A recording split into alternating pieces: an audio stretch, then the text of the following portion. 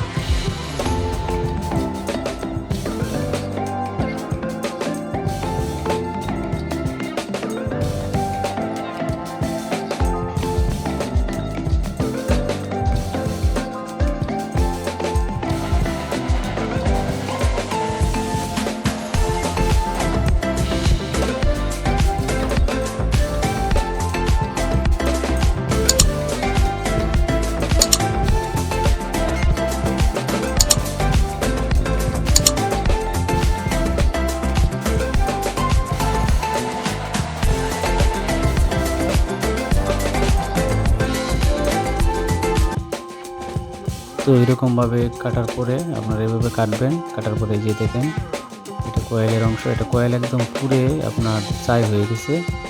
তো এটার যখন কয়েলটা আপনার পুরান যে পুরা কয়েলটা, সেটা এখান থেকে আমি বের করতেছি। যে দেখেন এটার অবস্থা একদম ভালো না। তো আমি আস্তে আস্তে এটা বের করতেছি। এটা পুড়ে গেছে বেশি, তারপরে কয়েল আপনার একদম ফুটিয়ে গেছে। দেখেন আমি দিয়ে বের করতে চেষ্টা করতেছি। এটা আপনার এই যে দেখেন কয়েলটা একদম পুড়ে ছাই হয়ে গেছে। তো এটা আপনি ভালো করে এখান থেকে বের করতে হবে। এখানে কোনো কণা বালি এগুলো থাকা যাবে না, ভালো করে পরিষ্কার করতে হবে। এই যে কয়েলের যে টুকটা, এটা ভালো করে পরিষ্কার করবেন আপনারা। এই যে দেখেন এটা মানে কোনো ময়লা যদি থাকে তাহলে আপনার আবার কয়েল কেটে যাবে। এটা সুন্দর করে পরিষ্কার করবেন। পরিষ্কার করে ভালো করে মুছে তারপরে আপনারা একটা নতুন কয়েল লাগাবেন। আমি কি করে লাগাই সেটা দেখেন আপনারা।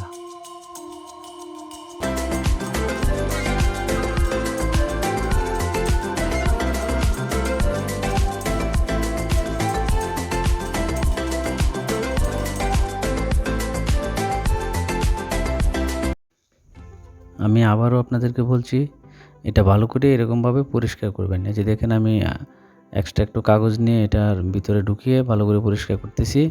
তো এরকমভাবে ভালো করে আপনারা পরিষ্কার করবেন। পরিষ্কার যদি না করেন তাহলে এটা কয়েল ভালো বেশি দিন থাকবে না। তো যদি ভালো করে পরিষ্কার করেন, পরিষ্কার করে একটা কয়েল লাগান, তাহলে অনেক দিন আবার এটা বাজাইতে পারবেন। তো আমার মোটামুটি পরিষ্কার করা হয়ে গেছে। এই যে দেখেন এখন আমি এটা নতুন একটা কয়েল। তো এই যে দেখেন আমি একটা নতুন কয়েল নিতেছি। এই যে দেখেন এটার মধ্যে একটা কয়েল, এটা একটা ভালো মানের আপনার একদম পিওর তামার একটা কয়েল। তো তামার তার, এটা আমি তামার তারের একটা কয়েল নিলাম। তো তো এই কয়েলটা এখন আমি এখানে বসাবো। তো বসানোর মাধ্যমে এখানে একটু আমি আপনাদেরকে একটা জিনিস খেয়াল করে ভালো করে বলে দিচ্ছি। এই যে দেখেন আপনার কয়েলের এক সাইডে আপনার একটা সাদা অংশের মতো আছে, মানে একটা র্যাগের মতন আছে। এখানে আপনার পুরা এটা এই কাগজটা পুরাটা দেওয়া হয় নাই। ওই যে দেখেন একদম একটা চিকন র্যাগের মতো আছে, এটা দিয়ে আপনার ভিতর সাইডে কয়েলটা দেখা যায়। এটা দেওয়া হয়েছে আপনার কয়েলটা কতটুকু গভীরে দিবেন আর কতটুকু উপরে ভাসিয়ে রাখবেন, এটার জন্য, এটা দেখার জন্য। তো আপনারা একদম ম্যাগনেটের ভিতরের যে গ্রুপটা সোজা একদম লেভেল আপনার এই কয়েলের তারটা দিবেন।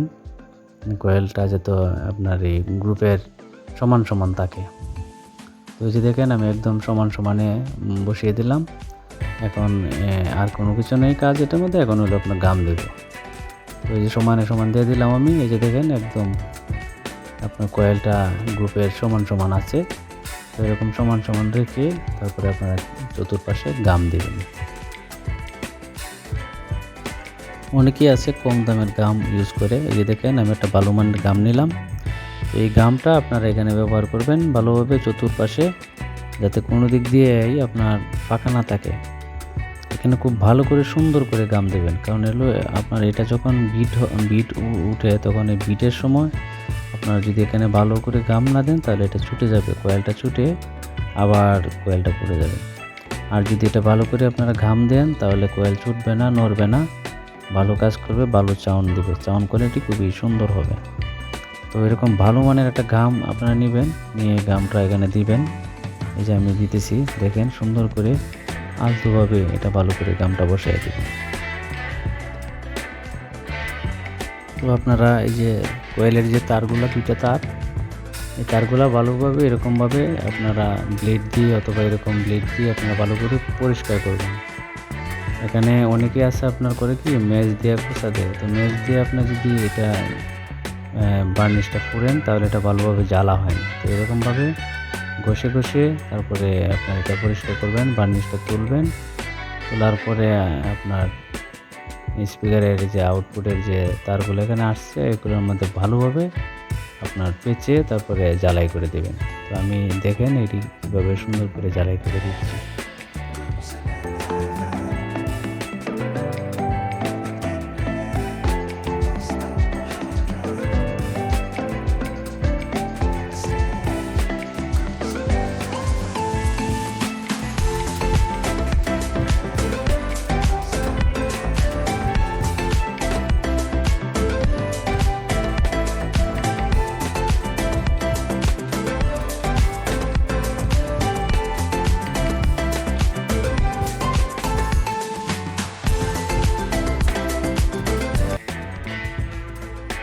তো আমি কালেকশন দিলাম, এখন একটা মিটার নিয়ে মেপে আমি আপনাদের মাঝে দেখাচ্ছি যে আমার কালেকশনটা হইল কিনা। কয়েলের কালেকশনটা আমি দিয়ে দিচ্ছি। এই যে দেখেন জ্বালাই দিলাম, এখন কয়েলটা আমি মেপে আপনাদেরকে দেখাই যে কালেকশনটা ঠিক মতো হয়েছে কিনা। তো এই যে দেখেন আমি মিটার ধরলাম, এই যে দেখছেন একদম ঠিক আছে, ওকে আছে। তাহলে আমার কয়েল লাগানোটা এখন সঠিক হয়েছে। এখন আমি এটা উপরের যে টুপটা, সেই টুপটা কীভাবে লাগাবেন সেটা আমি দেখাচ্ছি।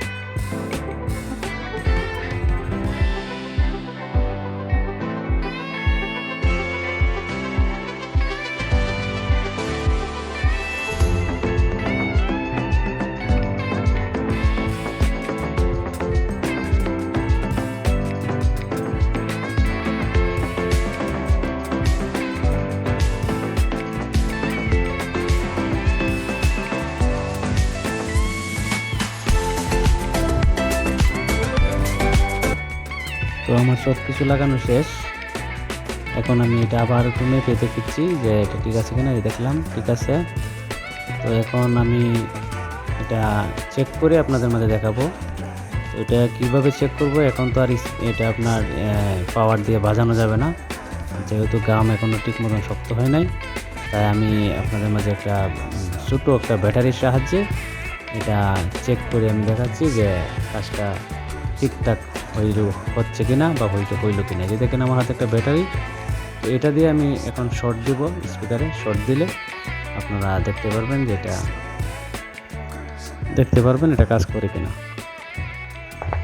তো এই যে দেখেন আমি চেক করতেছি, এই যে দেখেন এটা শব্দ হইতেছে, এই যে দেখেন আপনার টিস্যুটা নড়তেছে, তার মানে এটা আপনার কাজ করতেছে, কাজ হচ্ছে। এই যে দেখেন কত সুন্দর সাউন্ড হচ্ছে। এটা যদি আমি বাজাই তাহলে ভালো হবে। এই যে দেখেন, তাহলে যদি আমার ভিডিওটা ভালো লাগে তাহলে আমার চ্যানেলটা সাবস্ক্রাইব করবেন, লাইক করবেন, শেয়ার করবেন, নতুন নতুন ভিডিও নিয়ে আসার জন্য উৎসাহিত করবেন। ধন্যবাদ সকলকে।